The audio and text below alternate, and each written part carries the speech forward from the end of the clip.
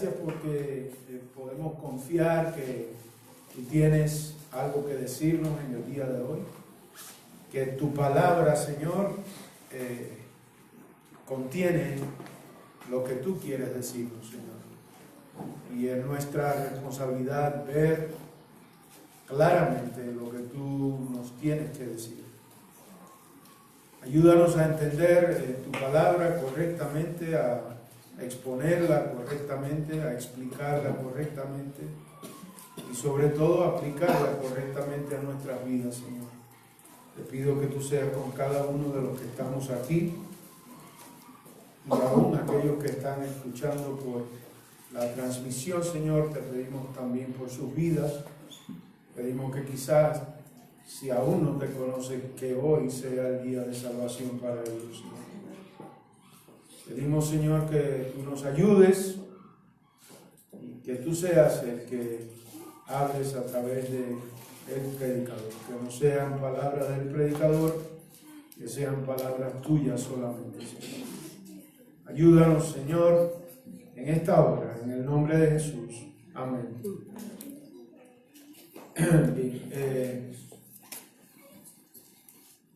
Una de las cartas más largas que se han escrito en la historia, especialmente en los tiempos del apóstol Pablo, fue la carta a los romanos. Dice que la carta contiene más de 7,000 palabras. En aquellos tiempos, por lo general, las cartas no tenían tantas palabras. Las cartas no eran transportadas como hoy se transportan. Se escribían en pergaminos o en papiros y había que llevarlas de un lugar a otro. Entonces las cartas se hacían lo más breve posible. Algunos que han estudiado el asunto de las cartas dicen que no pasaban de 250 palabras. Pero aquí en la carta a los romanos tenemos una de las cartas más largas que se escribió en aquellos tiempos, si no la más larga. Y Pablo le está escribiendo a una iglesia que él no había fundado, una iglesia que él no había visitado. Sin embargo, Pablo tenía un gran peso para que ellos conocieran la verdad. Y nos deja en esta carta una de las cartas doctrinales más profundas del Nuevo Testamento. Y en los primeros 11 capítulos, Pablo trata con doctrina. Es casi siempre el patrón de cuando Pablo escribe. Los primeros capítulos trata con doctrina y después trata con los deberes de los cristianos. Es tal así que casi siempre cuando Pablo termina exponiendo todo lo que tiene que ver con doctrina, casi siempre termina con una doxología, con una forma de adorar a Dios por todo eso que él acaba de explicar que tiene que ver con doctrina. Ahí en el último versículo del capítulo 11 él dice: porque de él, por él y para él son todas las cosas, a él sea la gloria por siempre. Amén. Y en la carta a los Efesios también, al final del capítulo 3, vemos una doxología. Pablo dando gloria a Dios por lo que él acaba de poner ahí en esa carta que tiene que ver con la doctrina. Entonces, hoy vamos a centrarnos en 2 versículos que comienzan después de esa doxología. El versículo 1 y el versículo 2 del capítulo 12. Ahí comienza la porción de lo que algunos han llamado los deberes de los cristianos, o una actitud consecuente que debe tener el creyente en base a lo que Pablo acaba de explicar, acaba de escribir. Entonces, Yo voy a leer versículo 1 y 2 del capítulo 12. Dice así: por consiguiente, Pablo lo que está diciendo ahí, por todo lo antes dicho, por todo lo que está escrito antes de llegar a este punto, dice: hermanos, os ruego. Aquí en esta pequeña frase, os ruego, se deja ver el corazón pastoral del apóstol Pablo. El apóstol Pablo le está rogando a estos creyentes con los cuales él no había estado. Sin embargo, cuando ya él hace su despedida al final, en el capítulo 16, él menciona que Priscila y Aquila también estaban ahí. Interesante eso. Y Pablo les da las gracias a Priscila y Aquila, ahí en el versículo 3, versículo 4, que aún ellos estuvieron dispuestos a dar su vida por el apóstol Pablo. Pero Pablo dice: os ruego. Es un clamor de un pastor. Es un clamor como desesperado del apóstol Pablo.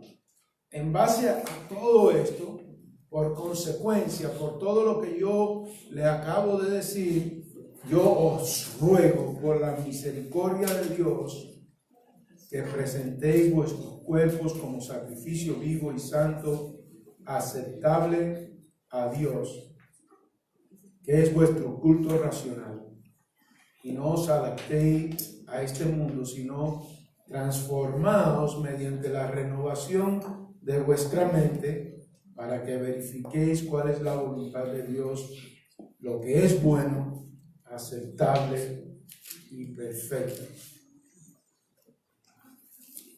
Note como Pablo lo dice, lo pone: yo os ruego por la misericordia de Dios, por todo lo antes dicho que tiene que ver con la misericordia de Dios. Porque Pablo, en la carta a los Romanos, él habla del Evangelio. Pablo comienza con el Evangelio en el capítulo 1. Pablo habla acerca de la salvación que hay en Cristo. Pablo habla acerca del amor divino que hay en Cristo durante toda la carta. Pablo habla acerca de la gracia. Pablo habla en el capítulo 8 acerca del Espíritu Santo, nuestra vida en el Espíritu Santo. Pablo habla de paz en el capítulo 1, en el 2, en el 5, en el 8.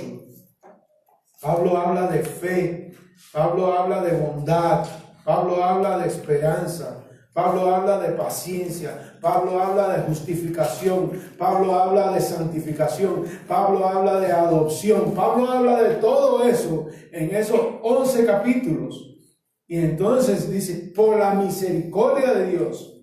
Por eso, que tiene todo que ver con la misericordia de Dios, entonces ahora ustedes presenten sus cuerpos como un sacrificio vivo, santo, aceptable a Dios. Hoy en día existe un gran peso en las iglesias por el fracaso que muchas iglesias han experimentado en lo que tiene que ver con el discipulado de las personas.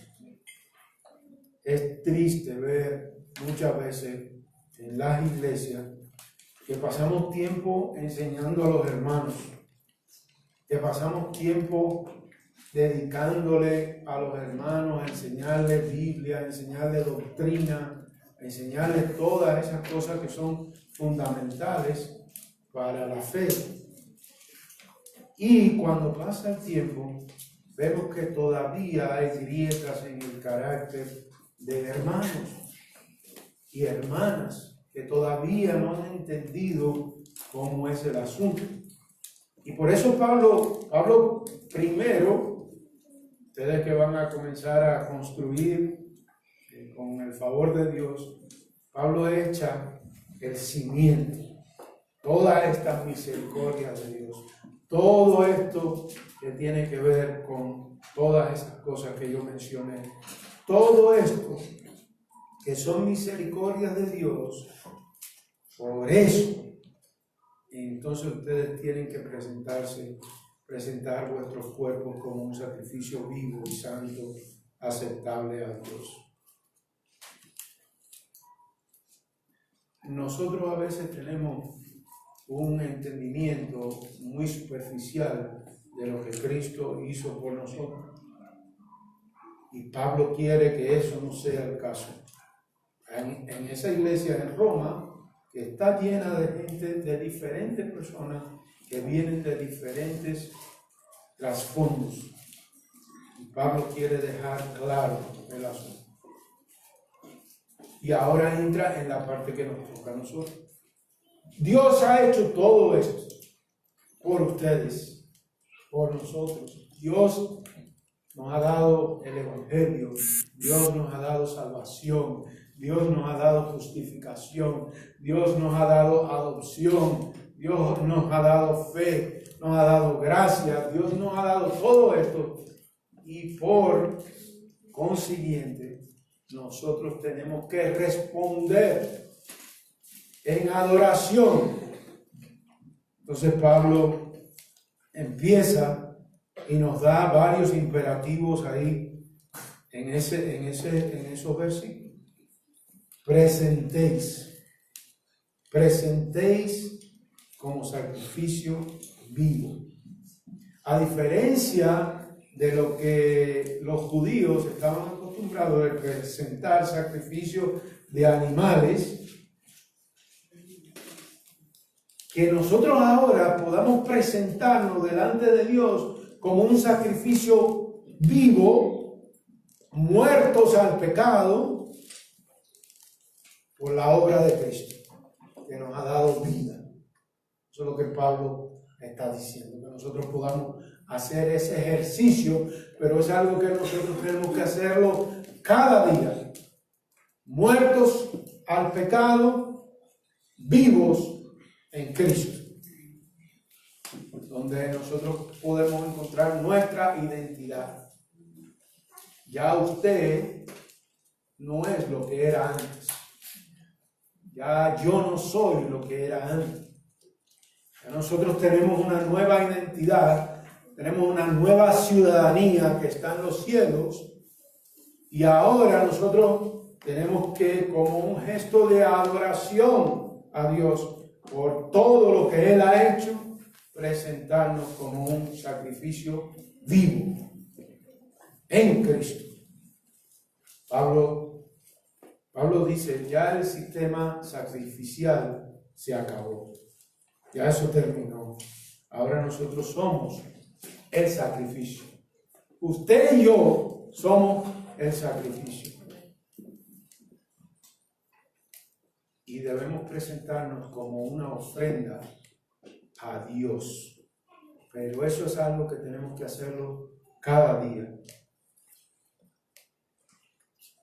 Ofrendarnos a Dios cada día.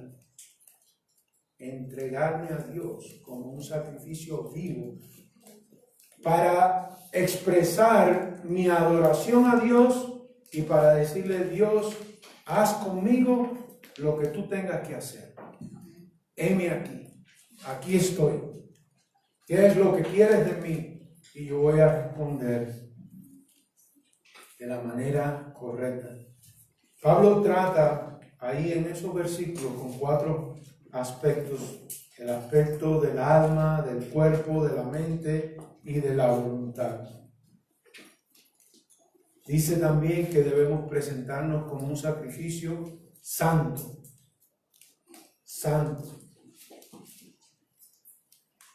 separados para Dios.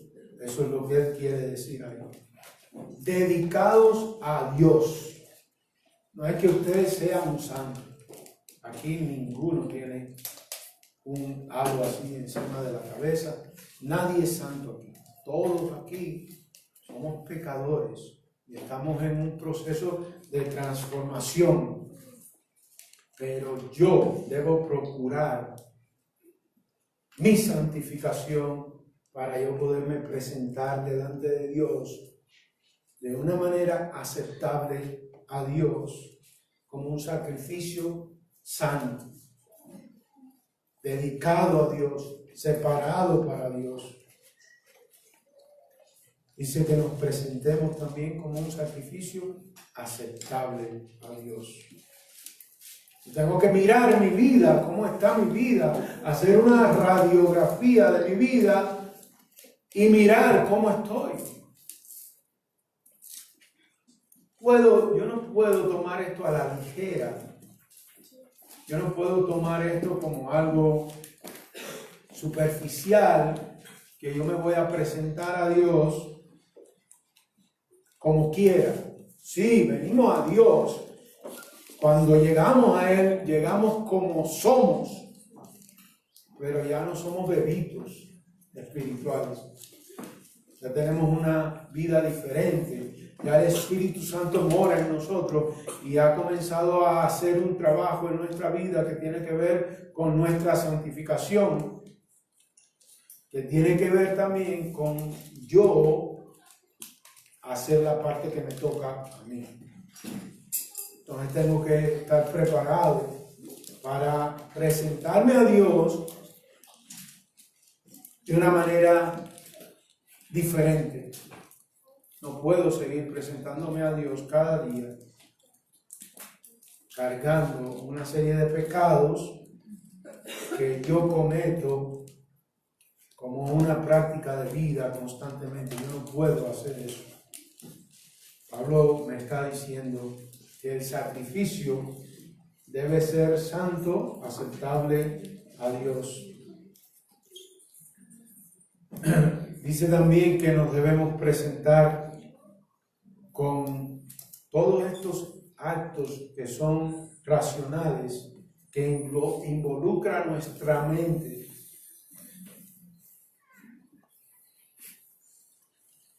Dice, no os adaptéis a este mundo. Una de las cosas más grandes que suceden en la vida cristiana es que nosotros tenemos una inclinación, una tendencia a adaptarnos a las cosas del mundo. Las tres grandes tentaciones que vienen a nuestra vida o viene Satanás, o viene la carne, que se interpone entre lo bueno que yo debo hacer y lo malo que no debo hacer, que a veces mi carne quiere que yo haga. Y también el mundo. El mundo me propone filosofías, me propone valores que son contrarios a lo que Dios ha establecido. Y eso es un peligro, hermano. Eso es un peligro para nosotros. Si nosotros vamos al comienzo de la carta a los Romanos, ahí vemos en el capítulo 1, comenzando en el versículo 23, dice: y cambiaron la gloria de Dios incorruptible por una imagen en forma de hombre corruptible, de aves, de cuadrúpedos, de reptiles. Cambiaron la gloria de Dios. En otras palabras, lo que Dios había establecido para la vida de estas personas, ellos lo cambiaron. Cambiaron por ídolos.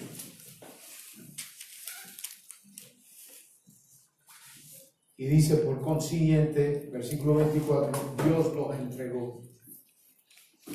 Fíjense cómo funciona el asunto. Número 1, cambian la gloria de Dios por las cosas del mundo, por las filosofías del mundo, por lo que el mundo propone, por los valores del mundo. Cambiamos eso y Dios te entrega. Pero hay una progresión. Después dice que cambiaron la verdad por la mentira. Entonces cambio la gloria de Dios, cambio la verdad, y dice que cambiaron su forma natural. Dejaron ya la forma que Dios proponía para el hombre y la mujer, se entregaron a sus deseos carnales y comenzaron a vivir una vida loca, como dice la canción. Pero lo que pasa es que el mundo se ha ocupado de proponernos algo. Esa vida loca es lo que la gente quiere, no la vida de Dios, no lo que Dios propone, no lo que Dios ha dicho. La vida loca, viviendo la vida loca. Eso es lo que la gente quiere, vivir la vida loca. Se adaptan al mundo, toman la forma del mundo, las filosofías del mundo, los valores del mundo, contrario a lo que Dios dice. Y dice Pablo, transformados. Ahí es donde Pablo quiere llegar. Ahí es donde Pablo quiere llegar en estos versículos. Dice, sino transformados mediante la renovación de vuestra mente. Fíjense que la batalla está aquí en la mente. El asunto está aquí en la mente.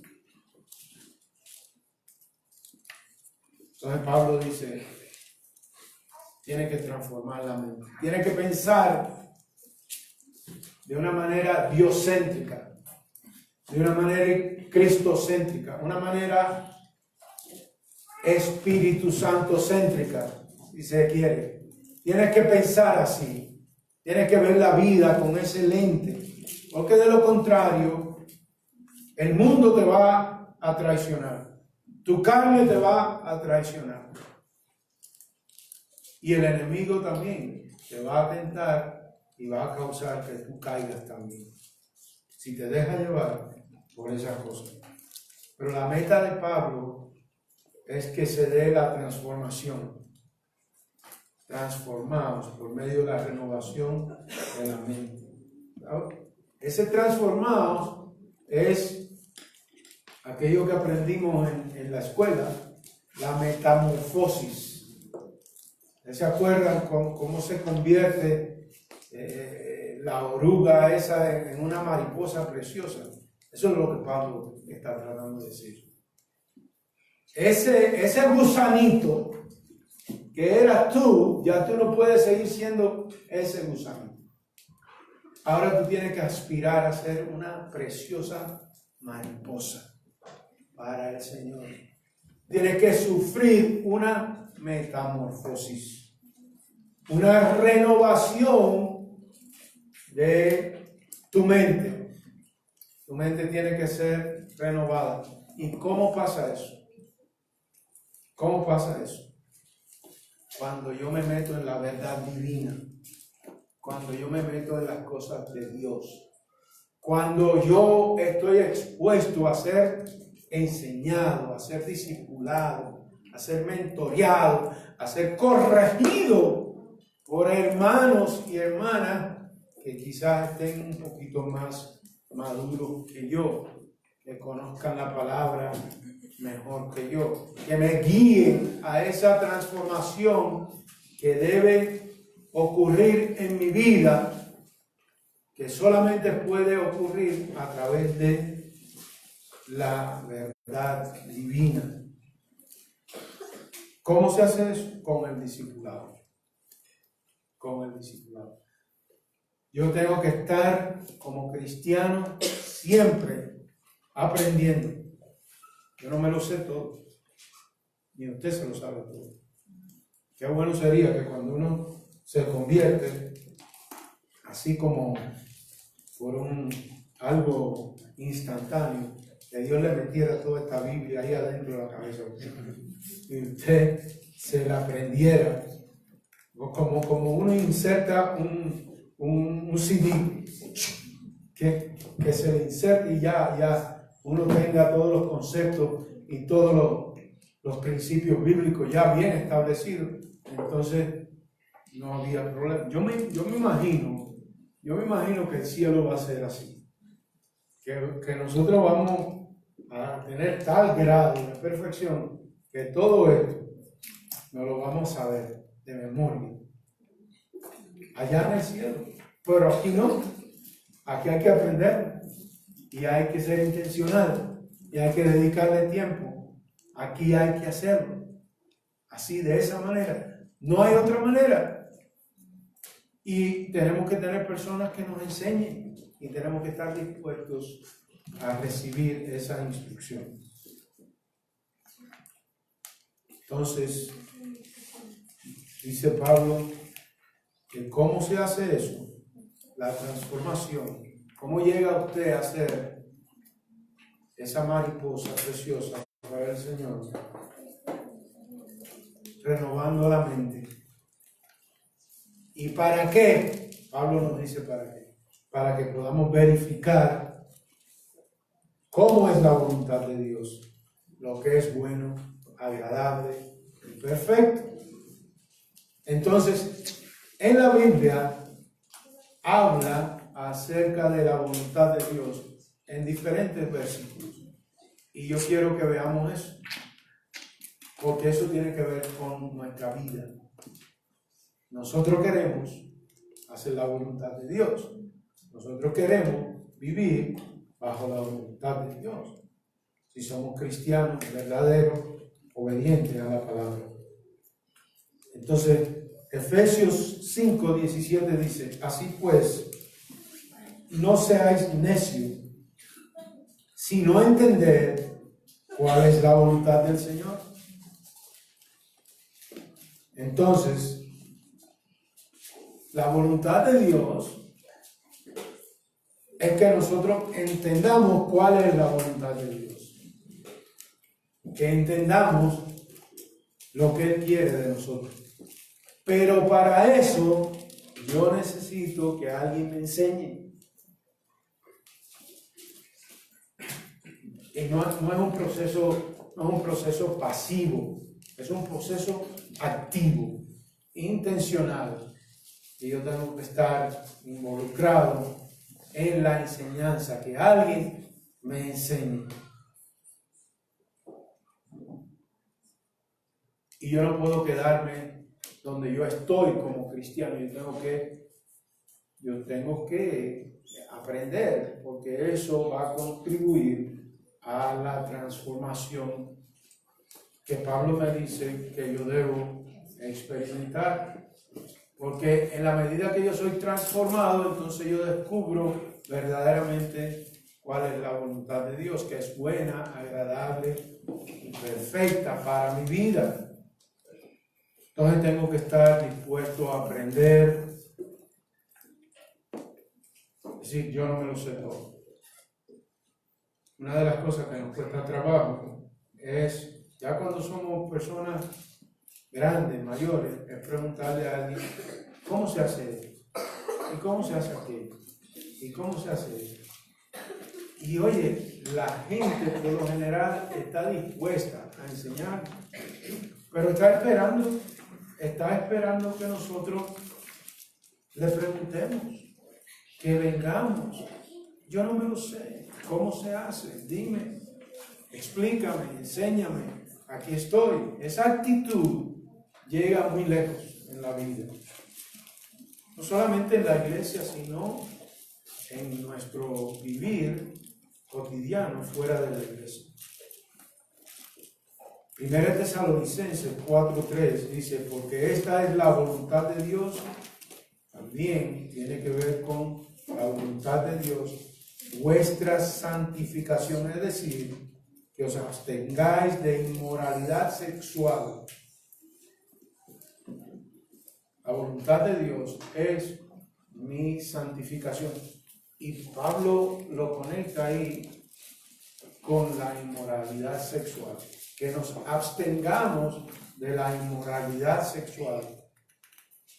Eso juega un papel importante en nuestro proceso de santificación. La inmoralidad sexual detiene el progreso de santificación en la vida del creyente. Tengo que entender lo que es la santificación. La santificación que debo estar dispuesto a vivir conforme a lo que Dios dice y lo que debo hacer. La santificación es vivir por el Espíritu y no por la carne. Eso es santificación. Cuando yo logro vivir por el fruto del Espíritu, por el Espíritu y no por las obras de la carne.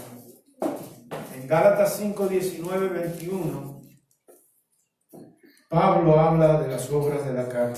Dice, ahora bien, las obras de la carne son evidentes, las cuales son inmoralidad, impureza, sensualidad, idolatría, hechicería, enemistades, pleitos, celos, enojo, rivalidades, disensiones, sectarismos, envidia, borracheras, orgía y cosas semejantes, con las cuales os advierto, como ya lo he hecho antes, que los que practican tales cosas no heredarán el reino de Dios.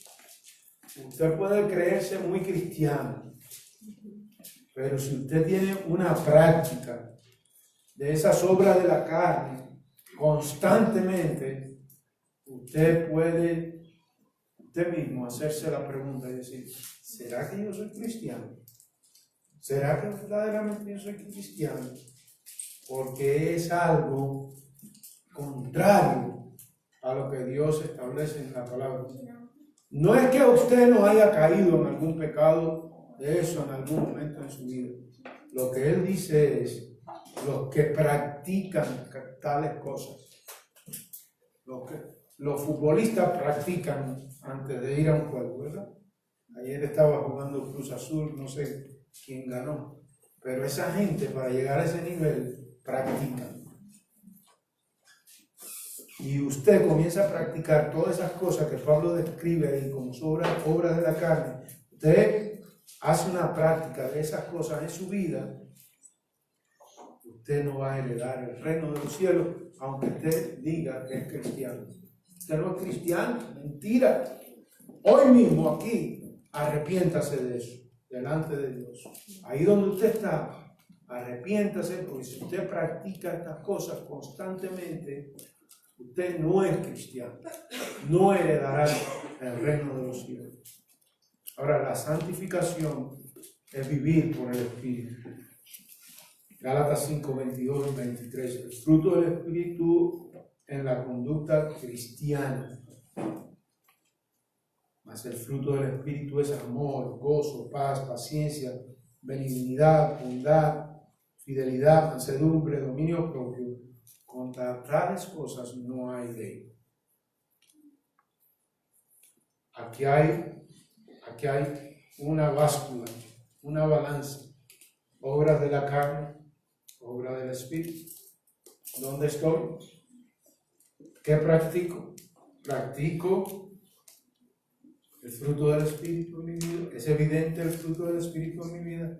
¿O yo constantemente estoy involucrado en la práctica de las obras de la carne? ¿Dónde estoy? Tengo que hacer esa evaluación. Si la balanza se va mucho para las obras de la carne y es una práctica regular y constante en su vida, tenemos que hacernos la pregunta. Entonces, la voluntad de Dios es nuestra santificación. La voluntad de Dios es nuestra santificación. Además, algo que tiene que ver con la voluntad de Dios, 1 Tesalonicenses 5:18. Dad gracia en todo, porque esta es la voluntad de Dios para vosotros en Cristo Jesús. Dad gracias en todo. El cristiano tiene que ser agradecido. El cristiano tiene que, una de las características del cristiano es ser agradecido. Dios odia el pecado de la ingratitud. Dios odia eso. En Romanos 1:21 dice, pues aunque conocían a Dios, no le honraron como a Dios, ni le dieron gracias, ingratos, sino que se hicieron vanos en su razonamiento y su necio corazón fue entenebrecido. Oiga la consecuencia de la ingratitud. Vanos razonamientos, necio corazón, entenebrecido. Yo no quiero estar ahí. Yo no quiero tener un corazón entenebrecido por mi falta de gratitud. Yo tengo que ser una persona que demuestra gratitud a Dios y a mis hermanos, a mi iglesia, aún a mi comunidad. Expresar gratitud. Otro versículo que tiene que ver con la voluntad de Dios dice en 1 Juan 2:17, y el mundo pasa y también sus pasiones, pero el que hace la voluntad de Dios permanece para siempre. La voluntad de Dios es una demostración de que verdaderamente usted es un cristiano y va a permanecer para siempre cuando usted hace la voluntad de Dios, cuando usted hace lo que Dios ha establecido, cuando usted se preocupa por ese ejercicio de transformación de nuestra mente. Cada día yo tengo que borrar el cassette que yo traigo de mi vida anterior y quitando eso con la ayuda del Espíritu Santo. Yo tengo que ir quitando todo eso, porque eso es una muestra que verdaderamente yo soy un cristiano que tiene a Dios en alta estima, que tiene su palabra en alta estima, que tiene los principios bíblicos para la vida en alta estima. Esa voluntad de Dios demuestra nuestra permanencia cuando nosotros vivimos por la voluntad de Dios. El mundo va a pasar. Así que si usted está tratando de conformarse al mundo, recuerde que el mundo pasa y sus deseos, pero que hace la voluntad de Dios permanece para siempre. Confórmese a Dios. Trate por todos los medios de conformarse a Dios. La Biblia dice que nosotros estamos siendo transformados a la imagen de Cristo. Yo tengo que procurar eso. Yo tengo que procurar amoldarme a Cristo, a ser más como Cristo.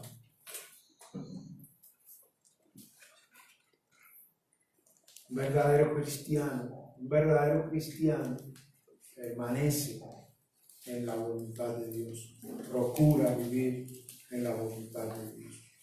Gálatas 1:4 dice que se dio a sí mismo por nosotros, por nuestros pecados, para librarnos de este presente siglo malo, conforme a la voluntad de nuestro Dios. Eso no es poca cosa. Cristo se dio por usted, conforme a la voluntad de Dios. La voluntad de Dios fue que Cristo se diera. Y la voluntad de Dios es que usted también se dé como un sacrificio vivo, como Cristo se dio. Esa es la voluntad de Dios. Eso es lo que Pablo está diciendo allá, ahí en esos versículos 1 y 2 del capítulo 12. Que nos presentemos como un sacrificio vivo. Esa es la voluntad de Dios. Esa fue la voluntad de Dios para Cristo. Esa es la voluntad de Dios para usted también. No lo podemos olvidar.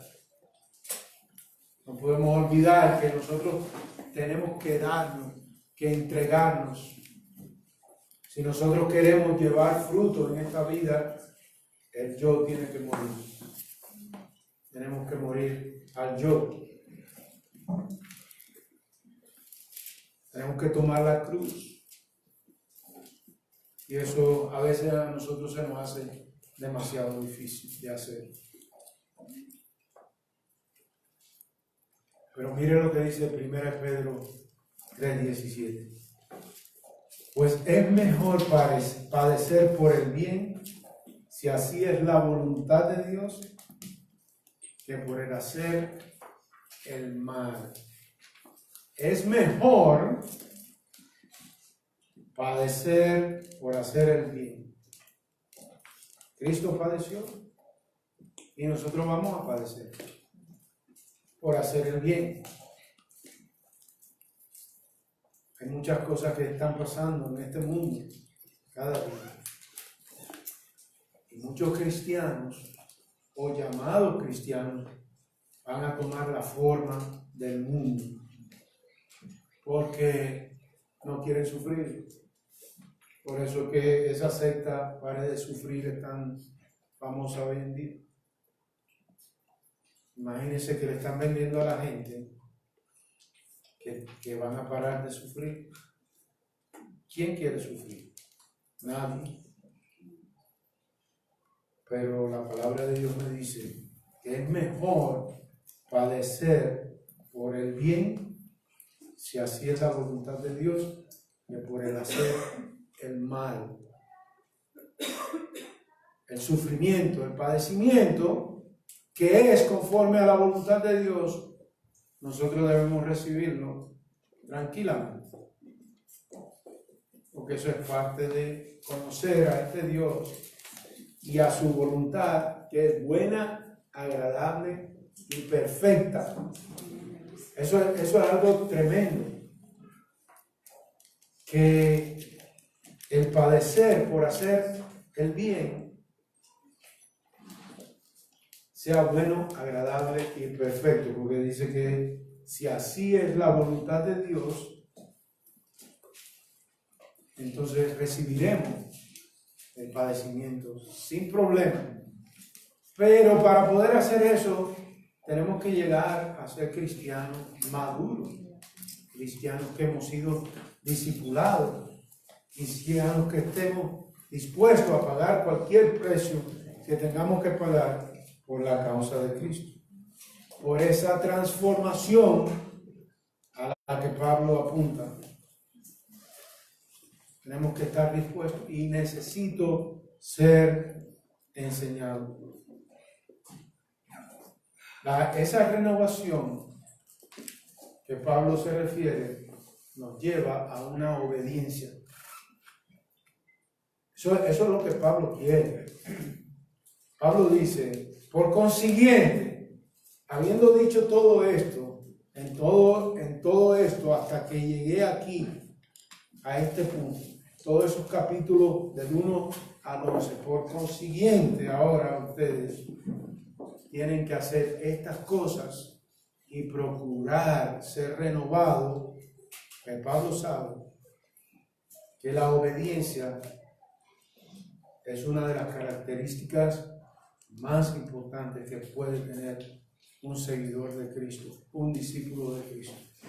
Y Pablo quiere que esta gente sean verdaderos seguidores de Cristo. Pablo quiere que su mente que ellos sean transformados por medio de la renovación de la mente. Pablo quiere eso. Y eso, donde único eso sucede, es en el contexto de yo aceptar esto como la instrucción divina para mi vida y estar dispuesto a aprender los principios que Dios ha establecido para la vida del cristiano. Transformados por medio de la renovación de vuestro entendimiento. esto que está aquí, lo que está en mi mente, que yo traía del pasado, tiene que ser renovado. Tiene que, de hecho, nacer de nuevo. Esta mente, nacer de nuevo. Toda aquella información que era contraria a las cosas de Dios, tiene que irse borrando. Usted tiene que tomar un borrador con la ayuda de Cristo, del Espíritu Santo, borrando. Señor, yo soy un orgulloso. Ayúdame. Enséñame a ser humilde. Yo sé que Dios honra la humildad. Yo soy un iracundo. A mí, yo me peleo hasta con la sombra mía. Ayúdame, Señor. Señor, yo soy un contencioso. Señor, yo soy esto. Señor, yo soy aquello. Señor, ahí delante de Dios. Y si usted es casado, hágalo delante de Dios y de su esposa.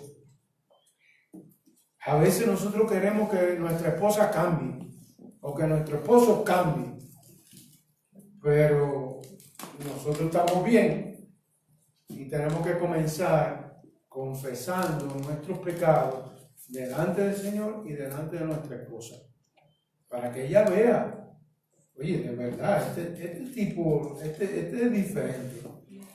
Este está dispuesto a venir delante de Dios y decirle, Señor, yo soy un orgulloso, trata conmigo porque eso afecta mi relación con mi esposa. Señor, yo tengo el otro, el que sea, su defecto. Usted se conoce, aquí todo el mundo sabe de la pata que coger. Lo que pasa es que usted no quiere oírlo. Ahí a veces viene algún líder, el pastor, lo que sea, y dice, hermano, estoy viendo cierto patrón en su vida de esto y aquello. Y usted, ahí se le salen las espinas del erizo. Usted se convierte en un erizo, usted no quiere que lo toque. Usted piensa que está bien. No. Sea humilde de corazón delante del Señor. Dígale al Señor, ayúdame, Señor. ¿Sabe qué? El Señor nos va a ayudar. El Señor ha prometido que Él nos va a ayudar. Pero tenemos que clamar a Él. Dice, clama a mí y yo te responderé y te enseñaré cosas grandes y ocultas que tú no conoces. Hay cosas aún de mí que yo no conozco. Hay cosas de mí, de mi carácter, de mi temperamento, cosas que yo ni me he dado cuenta. Te las voy a enseñar y no solamente eso, cámbiame, Señor. Muéstrame lo que soy, lo que no soy, cámbiame. Eso pasa metiéndose con Dios, metiéndose con su palabra, aprendiendo, siendo discipulado para esa transformación que debe efectuarse en mi vida. Dios no me quiere como un gusano ahí. Dios quiere que yo me convierta en una bella mariposa, una creación que verdaderamente refleje que el Espíritu Santo vive en mí, que yo tengo una nueva vida en Cristo. Eso pasa de una manera intencional de mi parte. No puedo dejar eso como un segundo plano en mi vida. Eso tiene que convertirse en algo de primero. Yo tengo que crecer. Yo tengo que procurar ser transformado. Y para ser transformado requiere la renovación de mi mente. Y eso pasa cuando el CD este cassette se inserta en mi mente y va desplazando todo lo que estaba ahí, que yo traigo de mi vida anterior, antes de Cristo. Bien, con eso les dejo, hermanos. Que el Señor nos ayude, cada uno de nosotros, porque todos estamos en ese proceso. de transformación. Ninguno hemos llegado. Y de este lado de la gloria ninguno va a llegar. Del otro lado sí. Pero de este lado tenemos que procurar cada día ser mejor de lo que somos. Vamos a ver. Padre, gracias te damos, Señor. Gracias por el apóstol Pablo que tiene ese corazón pastoral que dice, os ruego. No solamente le dice de una manera dictatorial, no. Os ruego por las misericordias de Dios, por todo lo que Dios nos ha dado, que nos presentemos de una manera diferente delante de Dios, como un sacrificio vivo, aceptable a Dios, santo, aceptable a Dios. Ayúdanos, Señor, a entender que nuestra mente debe ser renovada, que en la medida que nuestra mente se renueva, vamos siendo transformados. Tenemos la esperanza, Señor, que el Espíritu Santo que obra en nosotros como agente de esa transformación nos va a llevar de gloria en gloria. Nosotros queremos experimentar tal transformación, tal crecimiento en nuestra vida. Ayúdanos a discipular y a ser discípulos.